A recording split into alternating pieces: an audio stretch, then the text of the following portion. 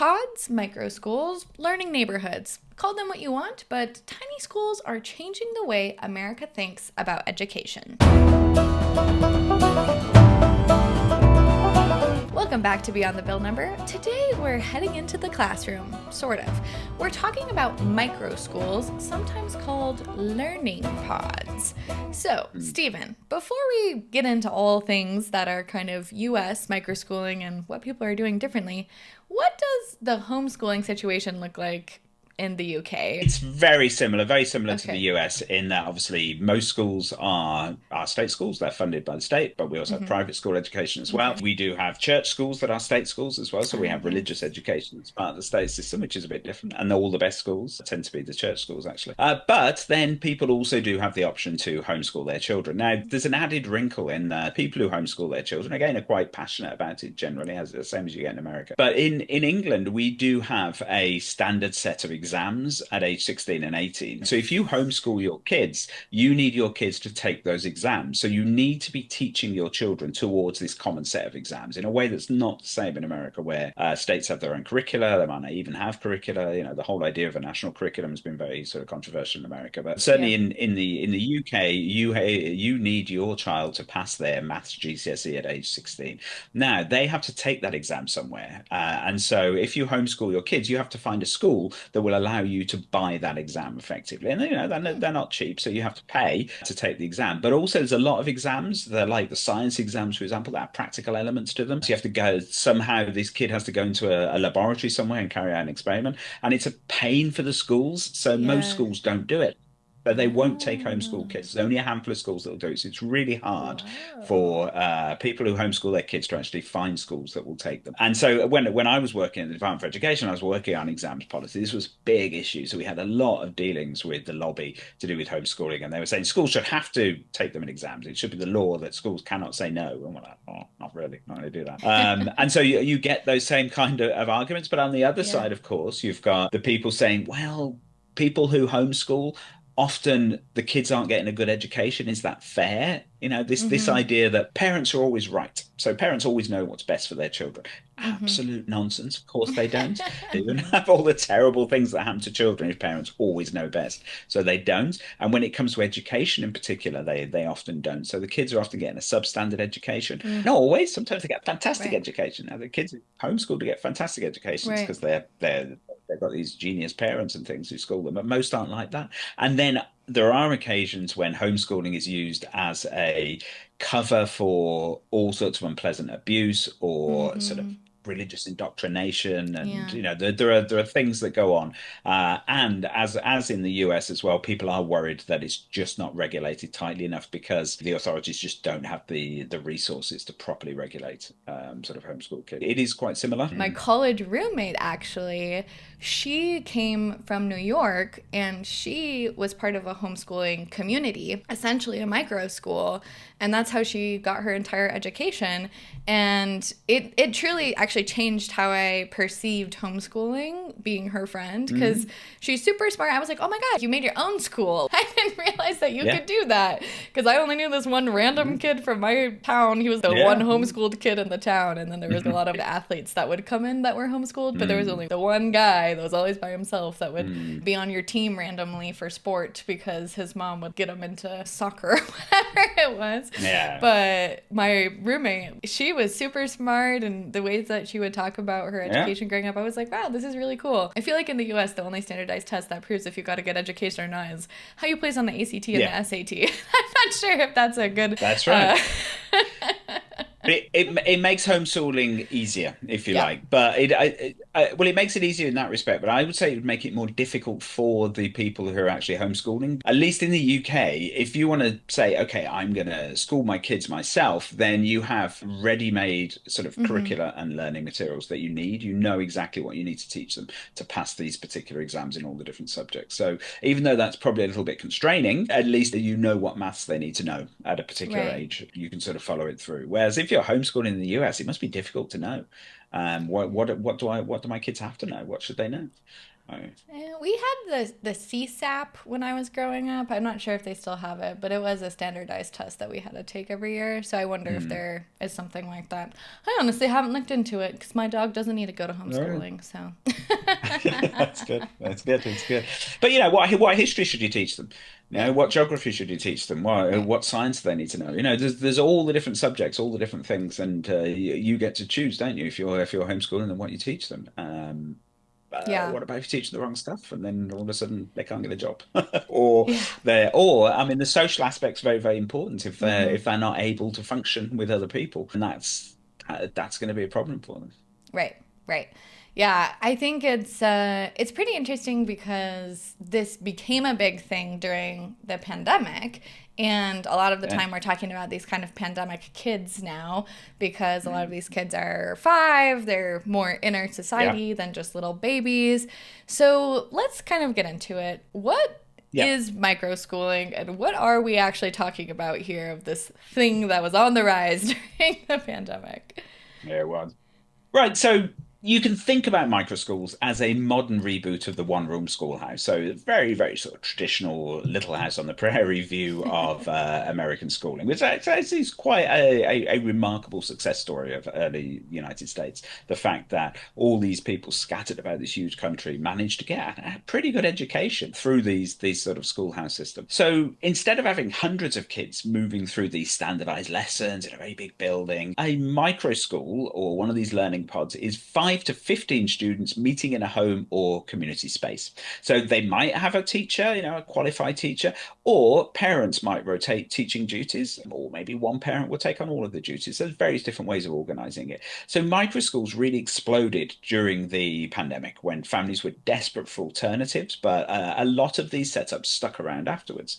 So for some parents, it's gone from this emergency model just to get their kids to have some kind of education to actually the preferred model. Okay. And supporters make it sound like it's kind of the future of education, right?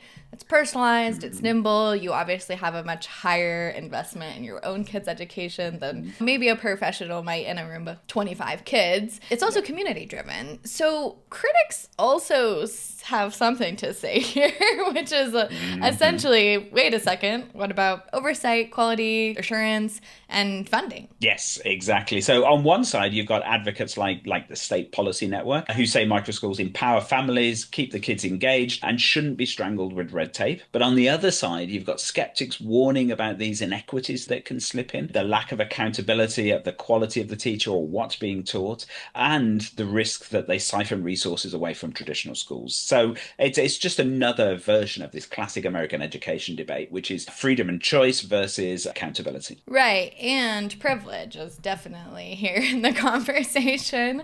And, what's the cost for humanity for the privilege of a few? Congress hasn't Well, really that's right. touched this.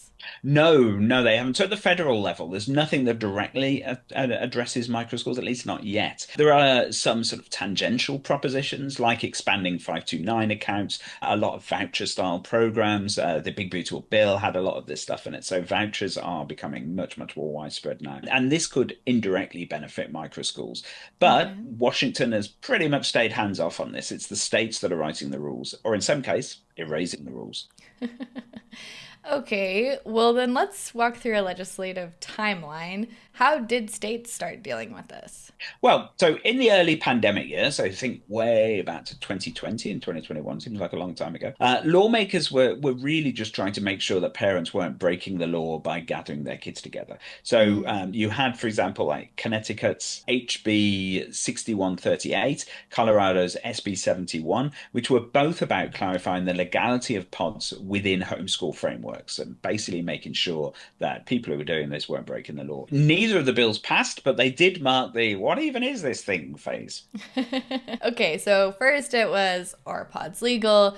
then it becomes, how do we fund them? Yes, exactly. So from 2021 onwards, funding did come into play in the bills that were introduced. So Arizona's HB 2853 is the headline one. It expanded their empowerment scholarship accounts to all students, basically creating a universal voucher scheme that microschools could also tap into. West Virginia's HB 2013 created one of the broadest educational savings accounts in the country, which is also explicitly usable for pods. And then you've got Arkansas's HB 1464 that opened eligibility for state scholarships to microschool families. These all passed and became models for other states. So what you've now got in these states is that this crucial element that public taxpayer funded education money can be used for people to educate using these sort of micro schools. And that is an aspect of vouchers. And I know we've talked about vouchers in the past, but could you give our listeners just a quick overview of what that is, just in case they don't know? So sure, yeah. So we have spoken about this quite a lot. It's been a real hot button issue across a lot of states. There was a massive battle in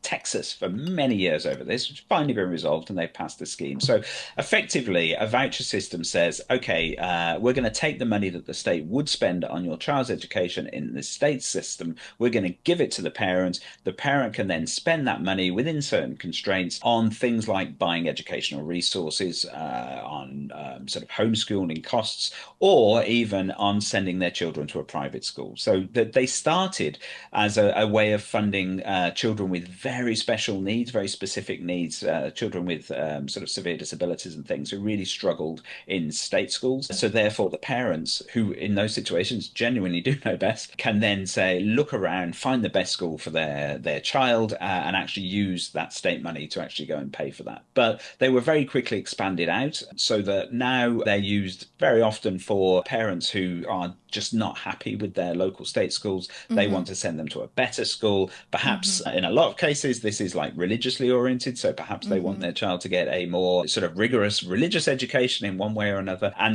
this can happen in a lot of states. Now, the worry, of course, is that you are sucking money out of already underfunded school systems and often passing it along to parents who, let's face it, could probably afford to pay for private education for their children anyway. So why is taxpayer money being used to subsidize well-heeled parents so that they don't have to pay for the private education of their children? Now, it's not in all cases, and data can often be sort of quite sparse on this because you'll often find that a lot of these schemes, they don't also include a lot of monitoring and data capturing in there. So it's quite often hard to find the actual facts here. But where there have been studies done, they have shown that a lot of this money tends to be going to sort of private schools. One of my friends was actually a COVID pod teacher up in the mountains for a very rich Mormon family. And I'm wondering, did they get a voucher? But, who knows? So, okay, back to the legislation. What about Florida? I've seen that they've been in the headlines a lot with a lot of focus on school choice. Yes, unsurprisingly, this push for school choice tends to be very much a red state thing. It was a big part in Project 2025 that we've spoken about a lot as well. But Florida did actually have a full start when it was talking about micro schools. So H1325 would have created a neighborhood pod program, but it died in committee. Then 2 years later, they went big with HB1, which was a broad school choice expansion that effectively opened funding channels that micro schools could use. So they ended up in the same place, but just without a pod specific law. Okay. And meanwhile, some states weren't rushing to throw money at this pod idea. What did regulation-focused states do? Yes, that's a good way of putting it, isn't it? So they tend to be blue states, and the blue state approach has been much more cautious to microschooling, just as they tend to be very skeptical about voucher schemes in general. So in New York, you have bills like A9202, A2265, which would fold microschools into existing private school compliance rules. So that means a lot more paperwork, a lot more oversight, but not an actual outright ban on them. Massachusetts had H593, which has a very similar flavor, but that one stalled. Illinois has really leaned into the oversight too, with bills like HB 3398, HB 4765, HB 3544, and so on. So think tax credits and oversight boards rather than just open-ending funding that you get in other states. Okay, and then there's also Alabama here in the mix, and they tried to write legal certainty into law? Yes, that's right. You had Alabama's True School Choice for Alabama Act in 2024, which was designed to protect microschools explicitly, and that one stalled. But then the state passed the Choose Act, a broad Mhm. school choice program that proved so popular that the legislature actually boosted its budget by $80 million in the first year. So it Wow. had a total of 180 million. It was just so massively oversubscribed. So proved very, very popular for the state. And microschools do benefit indirectly from that expansion. Okay. And then we obviously have Texas still in the mix here. Absolutely. And they Absolutely. went big, right?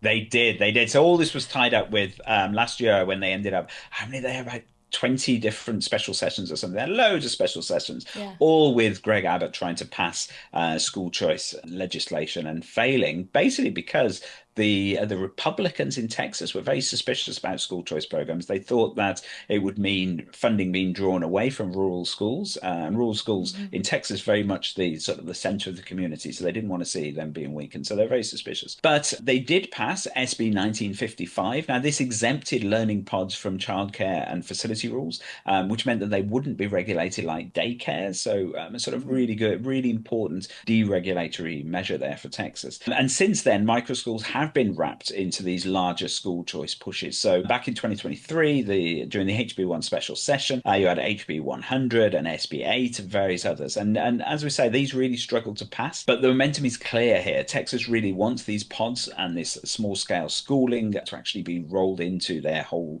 push for school choice.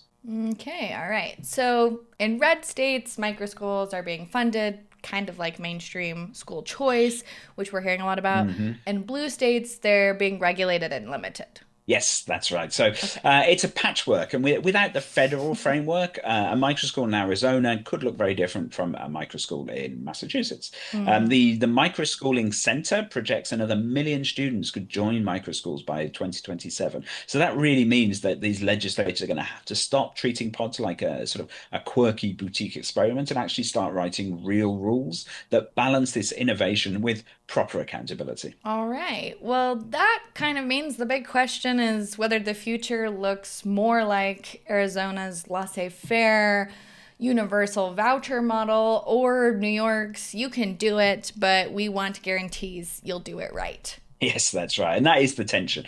Microschools may be small, but the policy questions around them are anything but. And that is why we're here to read beyond these bill numbers so you don't have to. That's it. That's right. So that's it for today. Don't forget to read the blog on BillTrack50.com and like, subscribe, and share this episode. And until next time.